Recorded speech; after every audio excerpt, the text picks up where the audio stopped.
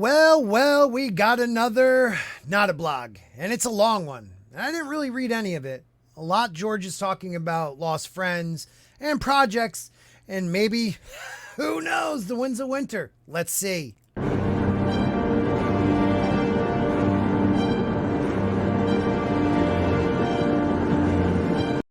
Hey everybody, I'm Scott. Welcome to Sporking News Podcast.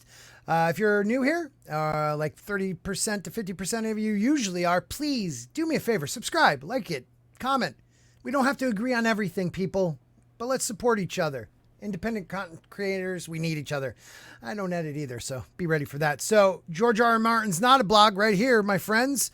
Yeah, George, the good stuff, the bad stuff, and the strange stuff he wants to talk to you about yesterday. That would be June 1st. So I didn't really read it. I just looked really quick at the very first paragraph. And it looks like he's talking about some people that he lost. John Miller, if it serves me right, he is like a carbon copy of George and everything you could think, working on long projects, looks alike, very liberal. And some others have said, including myself, maybe George, this guy's got him thinking about life in general, the finality of life. The end could be coming any day now. You know what I mean? Soon. He's 72, 73 years old. You start thinking about that stuff. We all do. But I'm going to read this. So it goes on. So much going on everywhere. It's hard to keep up. Some random thoughts. A week ago, Paris and I went down to Bernalillo for a memorial. Sorry if I butchered that. For a memorial gathering for our friend John Miller. It was good to see so many old friends and to share our memories of John, but profoundly sad at the same time to realize once again that we would never see John again, that there would be no more memories. John was one of the mainstays of Wildcards, part of the series since the very beginning, the creator of Chrysalis, Yaman, Carnifax, and Midnight Angel, Father Squid, and so many more. He probably wrote more wildcard stories than any other author, with the possible exception of Melinda Snodgrass. I have not counted, but the two were neck and neck. He was also a Mets fan, a baseball buff, an RPG player, a game master, and a fan of bad movies. I wish he had written more. He had been working on a novel called Black Train Comin' even longer than I have been working on The Winds of Winter. It would be great if one of his writing friends finished it for him. Beyond all of this, however, John was a really good guy, very bright, always fun to spend time with, and he and his wife Gail really loved animals. More than I can ever tell you. All of us at the memorial are missing him. We will miss him for years to come. I do not doubt until the days come when we all go to join him. Now, look at this guy. You ever look at old pictures of George? I mean, they looked a lot alike. No disrespect. You're talking about a friend that died, but what I pull from this personally is the Mets fan. He's an avid RPG player, game master, bad movie fan. Like, these are all things George has admitted to being. Also a Jets fan, which I'm sorry, George, you are. This is the line right here, though. He had been working on a novel called Black Train Comin' even longer than I have been working on The Winds of Winter. It would be great if one of his writing friends finished it for him. Now, George has said he doesn't want that to happen, but maybe, seeing what has happened to friends passing away with unfinished works, knowing that someone maybe he trusts can finish the works for him. That's the only way I see us getting an end to A Song of Ice and Fire. That's the only way I do. If you see that different, comment below, but I disagree. So which writing friend would that be? I would love to know. So he goes on. The past few years have been rough. I miss them all. And he goes through a bunch of friends. They made the world a richer place and we were poorer for their absence. I'm sorry, man. You get to an age, you start losing friends. And heart goes out to anybody that's lost a lot in the last few years too. And the larger world is so ugly that I can hardly bear to watch the news. What can I say about Russia's attack on the Ukraine that others have not already said? I was GOH at a con in St. Petersburg a few years ago. The con was fun. The city was gorgeous and the Russian fan and writers, even the border security guards were so warm and welcoming. Putin is a malign thug. That seems to be the story of the world, though.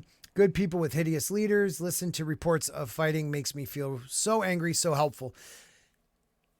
Again, if we could all just sit down and break bread, everyone would get along. All we want is a better world for our kids. All we want is to leave, some bit of legacy with them, and I truly believe if you sit down and break bread with people, you would have a better world instead of these egomaniacs that want to become politicians, because they are all about grandeur and not about the people. He goes on then. Things are pretty ugly over here as well. And he goes about the school shooting and what answer do the teachers locked up. Look, I'm not going to get into that, okay? Because me and George, complete opposites on our political spectrum, okay? George, you're very lib. I am not, okay? For another day. We are becoming more and more a police state. This is where I agree with him, though. You used to be able to get on planes. You used to be able to walk into buildings. Schools weren't fortresses. They weren't fearing their classmates shooting them. These things we all agree on. The solutions we don't. It makes him want to scream. I am depressed myself. Probably all of you as well. I am depressing myself, he says. Let's talk about happier thing. Dark Winds. I'll check it out. June 12th, AMC. So that's like in a week and a half. First season looks great. Based largely on Tony Hillerman's novel Listening Women. Okay, skip that. Other good stuff. Night of the Cooters. Skip that.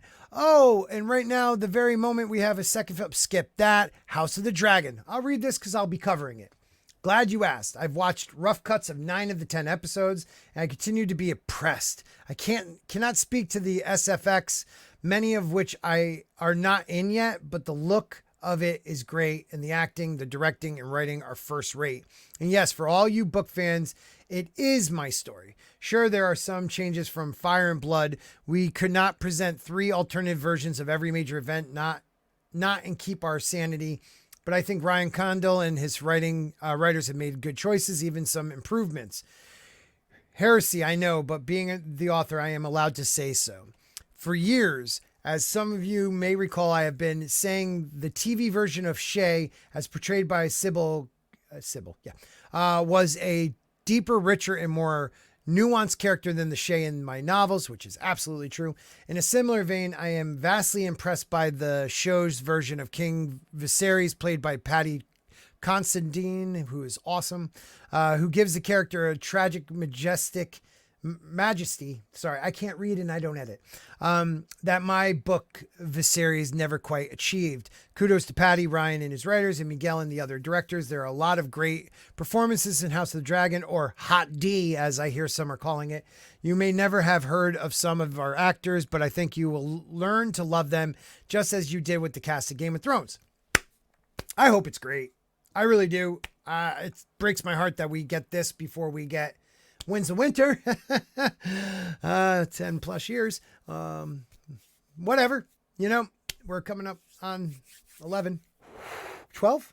Are we coming up on 12 years? Holy Christ. I think we are. I think it's like 2 months away. Anyways, I'm looking forward to covering this. Hopefully covering it with Nerdrotic and a couple other great people, doing some after shows. All I can say is this. The Rogue Prince, to me, was ruined when Fire and Blood came out. And if you're a book fan, you'll understand what I'm saying.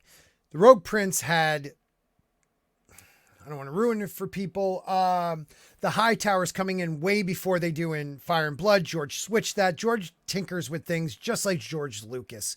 So I'd like to see how they write the High Towers into this. And if they are the people you think they were in the Rogue Prince and not the saviors they kind of come in as, are lesser degree of causing issues than they would in Fire and Blood.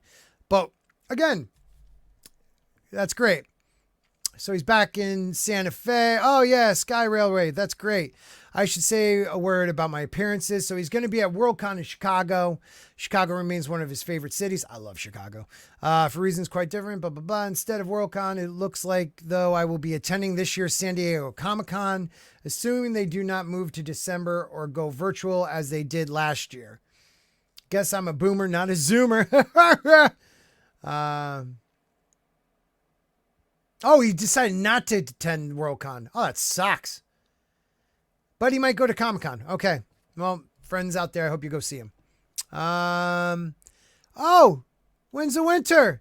There we go. Wins, you say? Yes, still working. Finally finished a clutch of Cersei chapters that were giving me fits. Now I am wrestling with Jaime and Brienne. The work proceeds, though not as fast as many of you would like. That is all. What do you guys think? Doesn't even say he's done with Cersei. Help me.